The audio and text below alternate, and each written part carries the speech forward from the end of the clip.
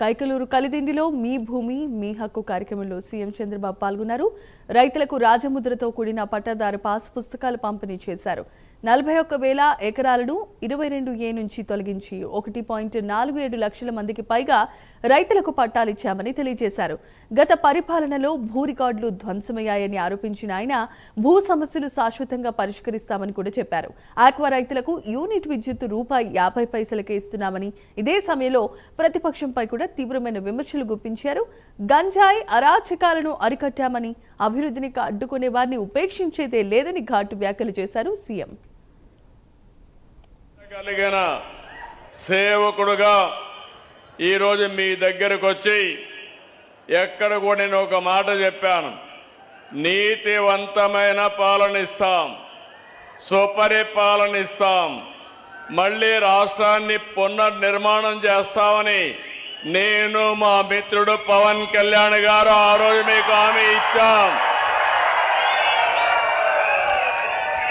కేంద్రంలో ఉన్నటువంటి నరేంద్ర మోడీ గారి ఆధ్వర్యంలో ఈరోజు డబల్ ఇంజన్ సర్కార్ సూపర్ స్పీడ్ లో ముందుకు పోతున్నావునా కాదా మీరే ఆలోచించుకోవాలి. 1947లో రెండో ప్రపంచ యుద్ధంలో జరిగినటువంటి సైనికుల కోసం పట్టాలు ఇచ్చారు. స్వాతంత్రం రాకమునుపు యుద్ధం, ఆ యుద్ధంలో పార్టిసిపేట్ చేశారని పట్టాలు ఇస్తే ఇప్పటి వరకు పరిష్కారం కాని సమస్యని ఈరోజు పరిష్కారం చేసి పట్టాలిచ్చాం.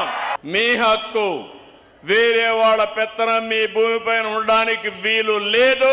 మీ పట్టాదారు పాసు పుస్తకం పైన వేరే వాళ్ళ ఫోటో వేసుకోవడానికి అంతకన్నా వీలు లేదు.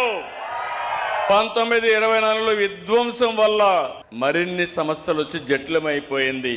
ఎవరైనా సరే ఇష్టం లేకపోతే వాళ్ళ భూమిని ఇమ్మంటే ఇవ్వకపోతే 22A కింద పెట్టేశారు. అంటే ఒకే సింపుల్, మీ భూమి మీరు అనుభవిస్తున్నారు, వాళ్ళు అడిగినప్పుడు ఇవ్వకపోతే మీ జుట్టును వాళ్ళ చేతుల్లో పెట్టుకోవాలని రికార్డులో డిజిటల్గా 22A వేశారు. అక్కడి నుంచి ప్రభుత్వ భూమి అయిపోయింది. సమస్యలు చాలా వచ్చాయి. నాకు కూడా అర్థం కాలేదు. ముఖ్యమంత్రి అయితే నేను ఎక్కడికి పోయినా కట్టలు కట్టలుగా అర్జీలన్నీ భూ సమస్యలపైనే వచ్చాయి. సమస్యలు పరిష్కారం చేస్తే ప్రజలు జేజేలు కొడతారు. సమస్యలు పరిష్కారం చేయకపోతే 151 ఏమైందో మనమే చూశాం. నేను కూడా బటన్ నొక్కచ్చు, లేకపోతే పరదాల చాటును రావచ్చు, నేను విమానంలో వచ్చి హెలికాప్టర్లో వస్తే చెట్లు నరికేయచ్చు. మీ సమస్య పరిష్కారం అవుతుందని అడుగుతున్నా. మా పోలీస్ ఆఫీసర్ శ్రీకాకుళంలో బందోబస్తుకి వెళ్ళింది. బందోబస్తుకి వెళ్తే ఎందుకు వెళ్ళారు ఈయన అడిగితే గొడ్డలి పార్టీ అధినేత వెళ్ళాడు. 6 గంటలు. నెక్స్ట్ డే ప్రధానమంత్రి వస్తున్నాడు. ప్రపంచం అంతా ఎదురు చూస్తా ఉంది. అలాంటి ప్రతిష్టాత్మకమైన కార్యక్రమం రోడ్డు మీద వెళుతూ విన్యాసాలు చేస్తూ 7 గంటలు ఎక్కడికక్కడ రఫా అంటూ ఎన్ని అరాచకాలు చేయాలో చేసే పరిస్థితికి వచ్చారు. కడాన అక్కడ ఒక పోలీస్ ఆఫీసర్ ఉంటే ఆ అమ్మాయిని అందరూ ఇచ్చేసి వాడి మీద చేతులేసి అసభ్యంగా ప్రవర్తించారు. తొక్కి అసభ్యంగా ప్రవర్తించారు. రోడ్డు మీదకి రావడం, విన్యాసాలు చేయడం, రెచ్చగొట్టడం, మళ్ళీ మాట్లాడితే ఈ ప్రభుత్వం కావాలని చేస్తుంది, పోలీసులు కావాలని చేస్తున్నారని మా మీద నెపమేయడం. పేటకు ఒక రౌడీ గంజాయి బ్యాచ్ అందరినీ తాగించి మీకు నిద్ర బట్టని రాత్రులు తయారు చేయడానికి ప్రణాళికలు తయారు చేస్తున్నారు. పేద పిల్లలు ఎవరైతే చదువుకున్నారో నిరుద్యోగులకు ఉద్యోగం ఇస్తాం, మెగా డిఎస్సి పెడతాం, మొదటి సంతకం పెట్టి 1 సంవత్సరంలో ఉద్యోగాలు ఇస్తామని ఆ ఉద్యోగాలు ఇచ్చాం. ఉద్యోగాలు ఇవ్వకుండా చేయాలని 350 సార్లు కోర్టుకు వెళ్లారు. అన్ని వెకేట్ చేపించాం, ఉద్యోగాలు ఇచ్చాం. ఈరోజు స్కూలుకు పోతే బ్రహ్మాండంగా టీచ్ చేస్తున్నారు. సంవత్సరం అయిన తర్వాత రోడ్డు మీదకి వచ్చి ఏదో ఢిల్లీలో నీట్ పేపరు లీక్ అయింది, ఇక్కడ కూడా లోకేష్ రాజీనామా చేయాలి, ఈ ప్రభుత్వంలో ఏదో జరిగిపోయిందని మాట్లాడుతున్నారు. కడాన నిన్న మీరు చూశారు.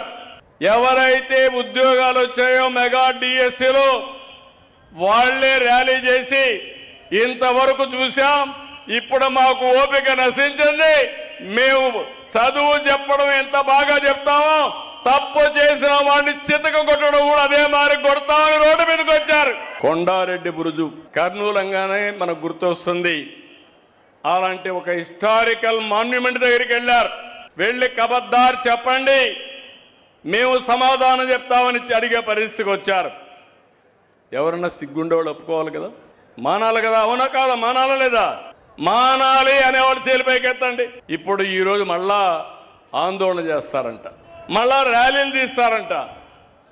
అంటే రోడ్లన్నీ ఉండేది వీళ్ళు స్థైర్య విహారం చేయడానికి, రఫా గొడ్డలు పెట్టుకొని తిరగడానికి. నేను గాని చూస్తూ ఉంటే ఈ రాష్ట్రంలో ఎవ్వరికీ రక్షణ ఉండదు. నిద్ర పోనీరు. ఒక భోగాపురం ఎయిర్పోర్ట్ కట్టాం, నేను కట్టానంటాడు. రేపు పోలవరం పూర్తి అవుతుంది, అది కూడా నేనే చేశానంటాడు.